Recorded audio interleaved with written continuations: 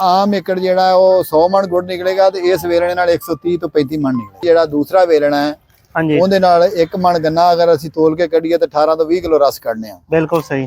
ਇਹ ਵੇਲਣਾ ਜਿਹੜਾ ਹੈ ਇਹਦੇ ਵਿੱਚੋਂ ਅਸੀਂ 27 ਤੋਂ 28 ਕਿਲੋ 1 ਮਣ ਗੰਨੇ ਚੋਂ ਰਸ ਨਿਕਲਦਾ। ਤੇ ਆਹ ਸਾਈਡ ਤੁਸੀਂ ਪੱਖਾ ਵੀ ਲਗਾਇਆ ਹੋਇਆ ਹੈ। ਬੱਟ ਸਾਹਿਬ ਸਾਡੇ ਨਾਲ ਮੌਜੂਦ ਨੇ ਜਿਨ੍ਹਾਂ 45 ਏਕੜ ਆਪਣਾ ਲਾਇਆ ਹੋਇਆ ਗੰਨਾ ਤੇ ਸਾਰਾ ਹੀ ਗੁੜ ਬਣਾ ਰਹੇ ਨੇ, ਬਲਕਿ ਬਾਹਰੋਂ ਵੀ ਗੰਨਾ ਲੈ ਰਹੇ ਨੇ। ਉਹ ਤਕਰੀਬਨ 40 ਤੋਂ 45 ਲੱਖ ਰੁਪਏ ਲੱਗੇਗਾ ਇਹ ਸੈਟਅਪ ਦੇ ਉੱਤੇ। अस्सलाम वालेकुम जी, ਅੱਜ ਅਸੀਂ ਮੌਜੂਦ ਆ ਅੱਡਾ ਸੋਕੜ ਮੈਂਡਰ ਯਜ਼ਮਾਨ। ਸਾਡੇ ਨਾਲ ਮੌਜੂਦ ਨੇ ਲਤੀਫ ਬੱਟ ਸਾਹਿਬ। ਇੱਥੇ ਨਾ ਵੇਲਣਾ ਲਾਇਆ ਤੇ ਬੜਾ ਮੁਨਫਰਦ ਵੇਲਣਾ ਹੈ, ਬੜਾ ਮਸ਼ਹੂਰ ਹੋ ਰਿਹਾ ਇਹਨਾਂ ਦਾ ਵੇਲਣਾ।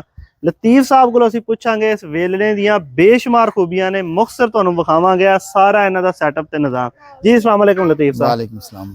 ਲਤੀਫ ਸਾਹਿਬ ਇਹ ਵੇਲਣਾ ਤੁਹਾਡਾ ਬੜਾ ਮੁਨਫਰਦ ਹੈ, ਬੜੀ ਇਹਦੀ ਮਸ਼ਹੂਰੀ ਹੋ ਰਹੀ ਹੈ। ਥੋੜਾ ਜਿਹਾ ਸਾਡੇ ਨਾਜ਼ਰੀਨ ਨੂੰ ਦੱਸੋ ਇਹ ਕਿਉਂ ਮੁਨਫਰਦ ਹੈ, ਕੀ ਇਹਦੀਆਂ ਖੂਬੀਆਂ ਨੇ? ਇਹ ਭਾਈਜਾਨ ਇੱਥੇ ਨਾ ਡਿਵੀਜ਼ਨ ਦੇ ਵਿੱਚ ਪਹਿਲਾ ਵੇਲਣਾ ਲੱਗਾ ਹੈ। ਸਹੀ ਹੈ, ਪੂਰੀ ਡਿਵੀਜ਼ਨ ਦੇ ਵਿੱਚ ਸਹੀ ਹੈ। ਇਹ 8 ਲੱਠਾਂ ਨੇ, ਜਦਕਿ ਪਹਿਲੇ ਅਸੀਂ ਜਿਹੜਾ ਵੇਲਣਾ ਲਾਉਂਦੇ ਹਾਂ 3 ਲੱਠਾਂ ਵਾਲਾ ਲਾਉਂਦੇ ਸਾਂ। ਹਾਂਜੀ ਬਿਲਕੁਲ ਇਸ ਤਰ੍ਹਾਂ। ਉਹਦੇ ਨਾਲ ਇੱਕ ਤੇ ਨਿਬੇੜਾ ਘੱਟ ਹੁੰਦਾ ਸੀ। ਬਿਲਕੁਲ ਸਹੀ। ਇਹਦੇ ਨਾਲ ਇੱਕ ਤੇ ਨਿਬੇੜਾ ਜ਼ਿਆਦਾ ਹੁੰਦਾ ਹੈ ਕਿ ਤਕਰੀਬਨ ਪੂਰਾ ਗੰਨਿਆਂ ਦਾ ਇਕੱਠਾ ਲੈਂਦਾ ਹੈ। ਠੀਕ ਹੈ, ਫਿਰ ਮਤਲਬ ਇਹਨੇ ਗੰਨੇ ਜਿੰਨੇ ਜ਼ਿਆਦਾ ਲਾ ਦਿਓ, ਜਿੰਨੇ ਜ਼ਿਆਦਾ ਤੋਂ ਜ਼ਿਆਦਾ ਮਤਲਬ ਲੱਗਦੇ ਨੇ, ਕਮ ਸੇ ਕਮ 25-30 ਗੰਨੇ ਵੀ 18 ਵੀ ਇੱਥੋਂ ਮਤਲਬ 18-20 ਗੰਨੇ ਤੋਂ ਉੱਤੇ ਲੱਗਦੇ। ਸਹੀ ਹੈ, ਮਤਲਬ ਕਿ ਬੰਦਾ ਥੱਕ ਜਾਏਗਾ, ਮਸ਼ੀਨ ਨਹੀਂ ਥੱਕਦੀ। 2 ਬੰਦੇ ਗੰਨੇ ਲਾਉਂਦੇ ਨੇ ਇਹਦੇ ਵਿੱਚ। ਠੀਕ ਹੈ। ਉਸ ਤੋਂ ਬਾਅਦ ਇਹ ਸਾਰਾ ਪ੍ਰੋਸੈਸ ਆ ਕੇ ਇਹ ਜਿਹੜਾ ਇਹਦੇ ਵਿੱਚ ਚੂਰਾ ਬਿਲਕੁਲ ਸੁਕਾ ਕੇ ਕੱਢਦਾ। ਹਾਂਜੀ ਇਹ ਦੇਖੋ, ਇਹ ਸਵੇਰ ਦਾ ਚੂਰਾ ਸੁੱਕਣੇ ਵੀ ਨਹੀਂ ਪਾਇਆ ਤੇ ਬਿਲਕੁਲ ਖੁਸ਼ਕ ਹੋਇਆ ਪਿਆ। ਇਹ ਵੇਖੋ ਜੀ, ਮਾਈਕ ਦੇ ਨਜ਼ਦੀਕ ਕਰਕੇ ਤੁਹਾਨੂੰ ਵਿਖਾਣੇ ਆ।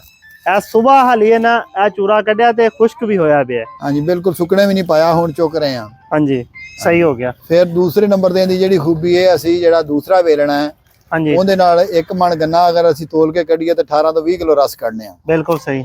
ਇਹ ਵੇਲਣਾ ਜਿਹੜਾ ਹੈ ਇਹਦੇ ਵਿੱਚੋਂ ਅਸੀਂ 27 ਤੋਂ 28 ਕਿਲੋ 1 ਮਣ ਗੰਨੇ ਚੋਂ ਰਸ ਨਿਕਲਦਾ ਹੈ। ਇੰਨੀ ਪ੍ਰੋਡਕਸ਼ਨ ਜ਼ਿਆਦਾ ਹੈ। ਇਹਨੀ ਤੀਸਰਾ ਹਿੱਸਾ ਪ੍ਰੋਡਕਸ਼ਨ ਇਹਦੀ ਜ਼ਿਆਦਾ। Very good. ਇਸੇ ਵਜ੍ਹਾ ਤੋਂ ਆ ਇੰਨੀ ਜਲਦੀ ਇਹਦਾ ਜਿਹੜਾ ਖੁਸ਼ਕ ਹੋ ਜਲਦੀ ਗਿਆ। ਖੁਸ਼ਕ ਹੋ ਗਿਆ ਕਿਉਂਕਿ ਛਿਲਕੇ ਜੋ ਵੀ ਹੈ ਜਿਹੜਾ ਅਸਲ ਰਸ ਹੈ ਉਹ ਵੀ ਨਿਚੋੜਦਾ ਪੱਕਾ ਹੋਇਆ। ਬਿਲਕੁਲ ਸਹੀ ਹੋ ਗਿਆ। ਅਸੀਂ ਅਗਰ ਆਮ ਏਕੜ ਜਿਹੜਾ ਉਹ 100 ਮਣ ਗੁੜ ਨਿਕਲੇਗਾ ਤੇ ਇਸ ਵੇਲਣੇ ਨਾਲ 130 ਤੋਂ 35 ਮਣ ਨਿਕਲੇਗਾ। ਬੜੀ ਗੱਲ ਹੈ ਜੀ, ਬੜਾ ਫਰਕ ਹੈ ਸਿਰਫ ਇੱਕ ਮਸ਼ੀਨ ਬਦਲਣ ਨਾਲ। ਮਸ਼ੀਨ ਬਦਲਣ ਨਾਲ ਜਨਾਬੇ ਵਾਲਾ ਚਲਾ ਇਹ ਕਿਸ ਤਰ੍ਹਾਂ ਰਹੇ ਨੇ, ਥੋੜਾ ਜਿਹਾ ਵੀ ਤੁਹਾਨੂੰ ਦਿਖਾਣੇ। ਤਕਰੀਬਨ ਜਿਹੜਾ ਨਾ ਸਿਸਟਮ ਬਣਾ ਲਿਆ ਨਾ ਜੀ, ਉਹ ਆਟੋਮੈਟਿਕ ਬਣਾ ਲਿਆ। ਹਾਲਾਂਕਿ ਸਾਰਾ ਮੈਨੂਅਲ ਸਿਸਟਮ ਹੁੰਦਾ ਸੀ ਪਹਿਲੇ, ਸਾਰਾ ਹੀ ਹੱਥ ਨਾਲ ਕਰਨਾ ਪੈਂਦਾ ਸੀ। ਹੁਣ ਇਹਦੇ ਚ ਕਾਫੀ ਸਾਰੀਆਂ ਮਸ਼ੀਨਾਂ ਲੱਗ ਗਈਆਂ ਨੇ, ਜਿੰਦੇ ਸਭ ਤੋਂ ਪਹਿਲੀ ਮਸ਼ੀਨ ਇਹ ਮੋਟਰ ਤੇ ਪੀਟਰ ਹੈ। ਜ਼ਰਾ ਇਹਨਾਂ ਦੇ ਬਾਰੇ ਦੱਸੋ ਜੀ। ਭਾਈਆਂ ਸਭ ਤੋਂ ਪਹਿਲਾਂ ਅਸੀਂ ਜਦੋਂ ਵੇਲਣਾ ਲਾਇਆ ਅਸੀਂ ਲਾਇਆ ਪੀਟਰ। ਸਹੀ ਹੋ ਗਿਆ। ਪੀਟਰ ਲਾਇਆ ਅਸੀਂ, ਇਹਦੇ ਤੇ ਵੇਖਿਆ ਕਿ ਇਹ ਡੀਜ਼ਲ ਜਿਹੜਾ ਹੈ ਇੱਕ ਦਿਨ ਦਾ ਤਕਰੀਬਨ 2500 ਤੋਂ 3000 ਦਾ ਖਾ ਰਿਹਾ ਸੀ। ਸਹੀ ਹੋ ਗਿਆ। ਅਸੀਂ ਵੇਖਿਆ ਕਿ ਸਾਡੀ ਮਤਲਬ ਇਹ ਬਚਤ ਕਿਹੜੀ ਚੀਜ਼ ਨਾਲ ਹੈ। ਬਿਲਕੁਲ ਸਹੀ। ਅਸੀਂ ਪਹਿਲੇ ਇਹਦੇ ਤੇ 7.5 ਦੀ ਮੋਟਰ ਲਾਈਏ, ਉਹ ਥੋੜੇ ਗੰਨੇ ਖਿੱਚਦੀ ਸੀ। ਫਿਰ ਅਸੀਂ ਇਹਦੇ ਤੇ 15 ਦੀ ਮੋਟਰ ਲਾਈਏ 3 ਫੇਸ। ਹਾਂਜੀ 3 ਫੇਸ, ਜਦਕਿ ਉਹ ਤਾਰਾਂ ਸਾਡੇ ਕੋਲ ਕੋਈ ਮਸਲਾ ਸੀ ਤਾਰਾਂ ਨੂੰ। ਅਸੀਂ ਇਨਵੇਟਰ ਲਾਇਆ ਸਿੰਗਲ ਫੇਸ ਤੋਂ, ਅਸੀਂ 3 ਫੇਸ ਦੇ ਰਹੇ ਹਾਂ। Very good. ਤੁਸੀਂ ਹਰ ਚੀਜ਼ ਨੂੰ ਆਲਟੀਸ਼ਨ ਹੈ। ਹਾਂਜੀ ਆਲਟੀਸ਼ਨ ਕੀਤਾ ਹੈ। ਸਹੀ ਹੈ। ਔਰ ਵੇਲਣਾ ਜਿਹੜਾ ਮੋਟਰ ਜਿਹੜੀ ਹੈ ਪਹਿਲੇ ਮਹੀਨੇ ਖੈਰ ਸਾਨੂੰ ਇਹਦਾ ਬਿੱਲ ਆਇਆ 33000 ਰੁਪਇਆ। ਸਹੀ ਹੈ। ਦੂਸਰੇ ਮਹੀਨੇ ਸਾਨੂੰ 24000 ਰੁਪਇਆ ਬਿੱਲ ਆਇਆ। ਸਹੀ ਹੈ।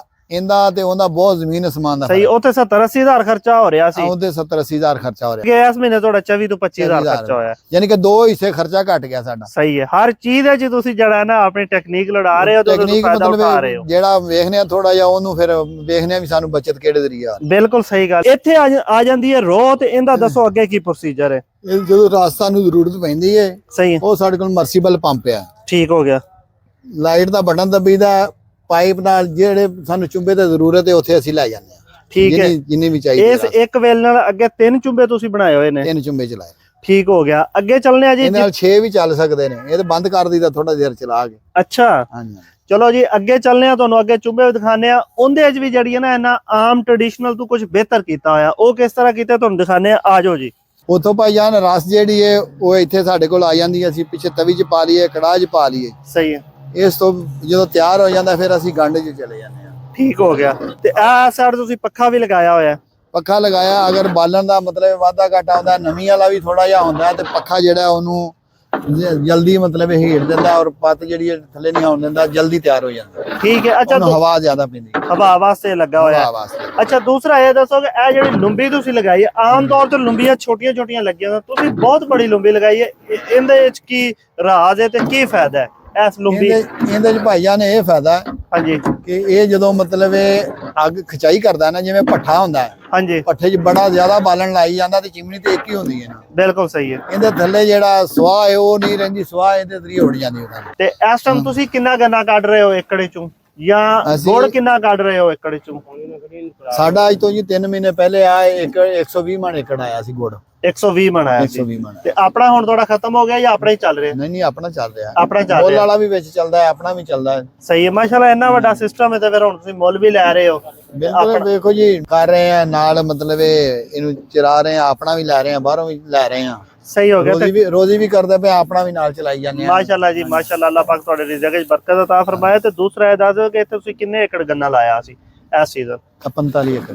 45 ਏਕੜ ਸਾਰਾ ਇਹਦੇ ਤੁਸੀਂ ਇਹ ਕੋਈ ਕਰ ਰਹੇ ਹੋ, ਗੁੜ ਬਣਾ ਰਹੇ ਹੋ? ਗੁੜ ਅਸੀਂ ਨਹੀਂ, ਮਿਲ ਨੂੰ ਕੋਈ ਮਿਲ ਨੂੰ ਨਹੀਂ ਦਿੱਤਾ। ਮਿਲ ਨੂੰ ਦੇਖੋ ਜੀ, ਇਸ ਤਰ੍ਹਾਂ ਦੇ ਵੀ ਜ਼ਿਮੀਂਦਾਰ ਨੇ ਆਮ ਤੌਰ ਤੇ 2-2 ਕਿੱਲੇ ਲਾਇਆ ਹੁੰਦਾ ਸੀ, ਤੇ ਉਹ ਵੀ ਅਸੀਂ ਮਿਲ ਨੂੰ ਦੇ ਰਹੇ ਹੁੰਨੇ ਆ, ਜਾਂ ਅਸੀਂ ਬੰਦਾ ਲੱਭ ਰਹੇ ਹੁੰਨੇ ਆ ਵੇਚਣ ਵਾਸਤੇ। ਤੇ ਬੱਟ ਸਾਹਿਬ ਸਾਡੇ ਨਾਲ ਮੌਜੂਦ ਨੇ ਜਿਨ੍ਹਾਂ 45 ਏਕੜ ਆਪਣਾ ਲਾਇਆ ਹੋਇਆ ਗੰਨਾ, ਤੇ ਸਾਰਾ ਹੀ ਗੁੜ ਬਣਾ ਰਹੇ ਨੇ, ਬਲਕਿ ਬਾਹਰੋਂ ਵੀ ਗੰਨਾ ਲੈ ਰਹੇ ਨੇ। ਜਿੱਦਾਂ ਤੱਕ ਅਸੀਂ ਆਪਣੀਆਂ ਚੀਜ਼ਾਂ ਦੀ ਆਲਟੇਸ਼ਨ ਨਹੀਂ ਕਰਾਂਗੇ, ਉਹਨਾਂ ਦੀ ਅਸੀਂ ਬਿਹਤਰੀਨ ਤਰੀਕੇ ਨਾਲ ਸੇਲ ਕਰਨ ਵਾਸਤੇ ਆਪਣਾ ਜ਼ਿਹਨ ਨਹੀਂ ਲੜਾਵਾਂਗੇ, ਮਿਹਨਤ ਨਹੀਂ ਕਰਾਂਗੇ, ਤੇ ਸਾਨੂੰ ਉਹਦਾ ਸਹੀ ਮੁਨਾਫਾ ਵੀ ਨਹੀਂ ਮਿਲਣਾ। ਕੀ ਖਿਆਲ ਹੈ ਬੱਟ ਸਾਹਿਬ? ਬਿਲਕੁਲ ਜੀ, ਅਗਰ ਤੁਸੀਂ ਮਿਲ ਤੇ ਗੰਨਾ ਦਿੰਦੇ ਹੋ, ਫਰਜ਼ ਕਰ ਲਓ 400 ਰੁਪਿਆ ਰੇਟ ਹੈ ਸਹੀ ਹੈ ਗੰਨੇ ਦਾ, 1000 ਮਣ ਗੰਨਾ ਨਿਕਲਦਾ 4 ਲੱਖ ਦਾ। ਇਵੇਂ ਹੀ ਹੈ।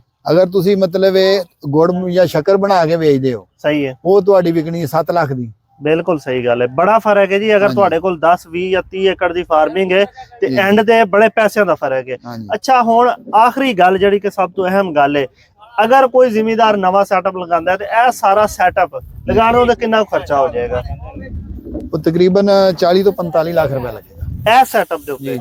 ਮਾਸ਼ਾਅੱਲਾ, ਇਹ ਤਾਂ ਛੋਟਾ ਜਿਹਾ ਲੱਗ ਰਿਹਾ ਵੇਖਣ ਨੂੰ, ਤੇ ਪੈਸੇ ਤੁਸੀਂ ਬਹੁਤ ਸਾਰੇ ਦੱਸ ਦਿੱਤੇ ਨੇ। 43,70,000 ਰੁਪਇਆ ਮੈਂ ਲਾਈ ਬੈਠਾ ਜੀ ਇਸ ਟਾਈਮ। ਅੱਛਾ, ਮਾਸ਼ਾਅੱਲਾ ਜੀ, ਫਿਰ ਲਾ ਰਹੇ ਹੋ ਤੇ ਅੱਲਾ ਖੈਰ ਕਰੇ, ਕਮਾ ਵੀ ਰਹੇ ਹੋ, ਤੇ ਬੜਾ ਬਿਹਤਰੀਨ ਸੈਟਅਪ ਤੇ ਨਿਜ਼ਾਮ ਚੱਲ ਰਿਹਾ। ਬਾਕੀ ਇਸ ਵੀਡੀਓ ਦੇ ਬਾਰੇ ਆਪਣੀ ਰਾਏ ਦਾ ਇਜ਼ਹਾਰ ਕਮੈਂਟਸ ਵਿੱਚ ਜ਼ਰੂਰ ਕਰਿਓ। ਬੱਟ ਸਾਹਿਬ ਦਾ ਸ਼ੁਕਰੀਆ ਅਦਾ ਕਰਨੇ ਆ, ਬੜੀ ਮਾਲੂਮਾਤੀ ਵੀਡੀਓ ਨਾਲ ਰਿਕਾਰਡ ਕਰਵਾਈ। ਬਹੁਤ ਸ਼ੁਕਰੀਆ ਜਨਾਬ, ਇਜਾਜ਼ਤ ਦਿਓ ਜੀ, ਅੱਲਾ ਹਾਫਿਜ਼।